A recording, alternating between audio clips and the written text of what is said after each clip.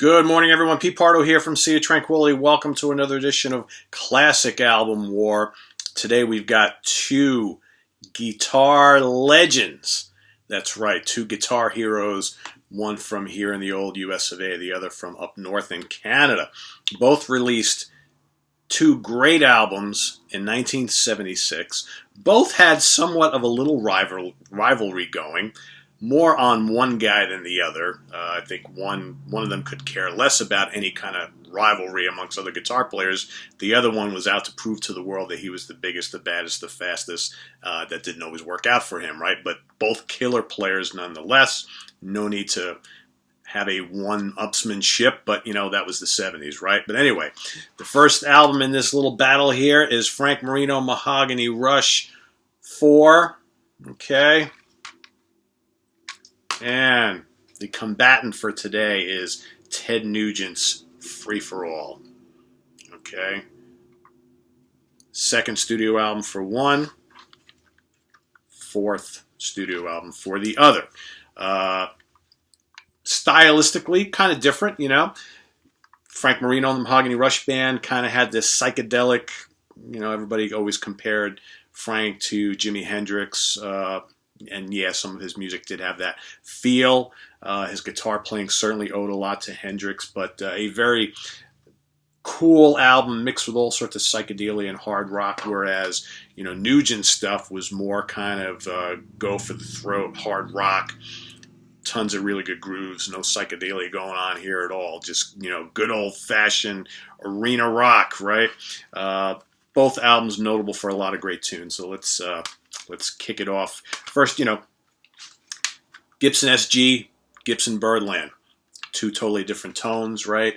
Whereas, you know, Frank used a myriad of effects and wah-wah. Ted was basically just, you know, plug into the Marshall and let it rip type of guy. Again, both players legendary for a reason. Fantastic. So on Mahogany Rush 4, kicks off with I'm Going Away. Cool tune again. The psychedelic flavors from the first couple albums bleeding into this album as well, but taking on more of a hard rock tone on some of these tunes. That's a great song. Man at the Back Door. Great bluesy hard rock tune. The Answer. You know, my favorite Frank tune of all time. It's just, you just can't go wrong with The Answer, man. Love the chords, love the groove to the song, love the guitar solo is like otherworldly, vocals are great. Then you got, you know, Jive Baby, kick-ass funky rocker, again, you know, reminiscent of some of Hendrix's later stuff, that whole funky vibe, funky jazzy blues vibe going on. It's Begun to Rain, glorious tune, atmospheric, got some Mellotron going on here. Cool vocals, a lot of guitar textures, again, a little bit of a Hendrix vibe. Then you got Dragonfly. It pulses, it vibrates, it oozes. Another favorite song of mine from Frank and the band. Little Sexy Annie, good groove-laden hard rocker. And then the final two tracks, Moonwalk and For the Emperor. Again, the psychedelic nature of Frank's first couple of albums totally bleeding into this one as well. You got Mellotron and, you know, all sorts of crazy guitar work and, you know, effects-laden vocals. Just a real trippy vibe on half of this album. The other half are, you know, really good, like up-tempo bluesy hard rockers. A very, very strong album.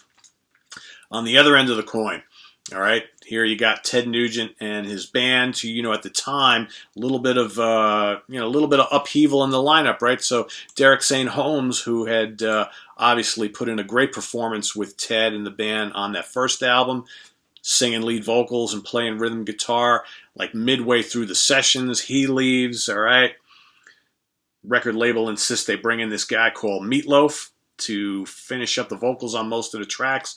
Meat sings like half the album, and quite well, I might add. And of course, this is just pre-Bad Outta Hell. And I'll go on record saying that Meatloaf sounds great with Ted. And I almost wish that, you know, and I love Derek St. Holmes. And I think Derek St. Holmes and Ted Nugent are a match made in heaven. But you got to wonder what it would have been had Meat stuck around, not done bad out of hell, maybe some of that stuff kind of bled into what he did with Ted. I don't know. It's interesting to think about, where that might have gone. But nonetheless, Meatloaf's contributions to this album is really great. But we still got Derek St. Holmes singing on a couple tracks, which is great. He would actually jump back into the band shortly after the album was released. So, a short-lived exile from the band. Then, of course, you also have Ted on guitar, vocals on one track, of course, and Rob Grange on bass and Cliff Davies on drums. But how about the tracks on this album, huh? Some good ones, Free For All, kickoff track, title track, a classic Ted Nugent song. Raucous and wild, man, doesn't get much better than Free For All, sung by Ted. Then you got Dog Eat Dog, another classic Ted Nugent track. This one sung by Derek St. Holmes. Dog Eat Dog, killer. Killer riffs, killer grooves, love it. Then you got Writing on the Wall, probably my favorite song on the album. A killer Meatloaf vocal, a heavy tune, love it. Then you got Turn It Up, another fast and rip-snorting, snarling rocker with Derek back on lead vocals. Then the amazing Street Rats, another heavy rocker with Meat on vocals. What do you got then? You got Together and Light My Way, two more decent tunes. Okay, not some of the better songs on the album, but both really good. Hammer Down, ripping tune, again with Meat at the helm. Then to finish it all off, you got I Love You So I Told You a Lie, another strong track. So, pretty strong top to bottom. Some great vocals from Meat and Derek. All right, kick-ass playing from Nugent. So what do I think when I match them up side by side? Well, I'm a Frank Marino nut, you could say. And while I'm a big fan of Ted Nugent too, it'd be hard for me to have any Ted Nugent album beat a Frank Marino album, but that's just me. I know Ted. Like I said, I love Ted. Put this up against anything else, I might go for it. But man, I'm going to go for a unanimous decision here. It's a tough fight. It's not going to be a knockout because you know what? I mean, this is a great album. Nugent is a great guitar player, and you got some great singing on this album and great tunes. Right? Half of this album is just memorable, classic Ted Nugent fare. But man, the guitar playing, the vocals, the kind of trippy vibe, and some great tunes on here. You got arguably two of Frank's best songs on here, The Answer and Dragonfly, and you get, I'm Going Away is killer, Moonwalk and For the Emperor, some of his psychedelic best. It's hard for me to pick anything over this, especially this battle. So, you know what? Unanimous decision, Frank Marino Mahogany Rush IV over Free For All by Ted Nugent, but it's a spirited battle to the end. 116, 114, 116, 114, 115, 113. Pretty damn close, but in the end, Marino takes it. Your mileage may vary. Curious to hear what you guys think and what your favorite album is of these two. All right, like I said, no right or wrong here.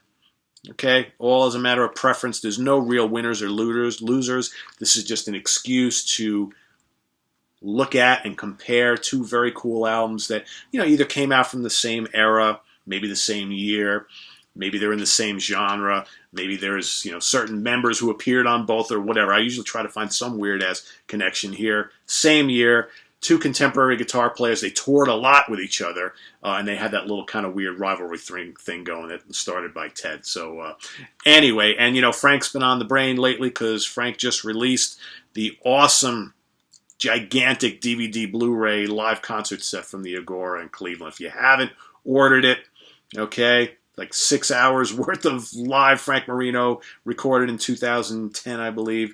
You need to get that. Go to his website, check that out. It's massive. I just started watching it. It's a hell of a good watch. Because, man, Frank Marino, what a wonderful player. But here you got two wonderful, wonderful players, two legends, Frank Marino, Ted Nugent. Let us know what you think. If this is on the web at www.seatranquility.org. We're on Facebook. We're on Twitter. Of course, we're here on YouTube just about every damn day. You may or may not see me tomorrow. Like I said, I'm leaving in a little bit to head upstate to go visit the kids for the weekend. It's my wife's birthday, and we'll be back sometime tomorrow. If I can squeeze something in, I will. Otherwise, you're going to see me pretty often next week. So till then, Hulk smash, be good. Check us out on Comic Book Geezers as well. Cool comic book show I do with my buddy Wild Bill. See you next time, guys. Bye-bye.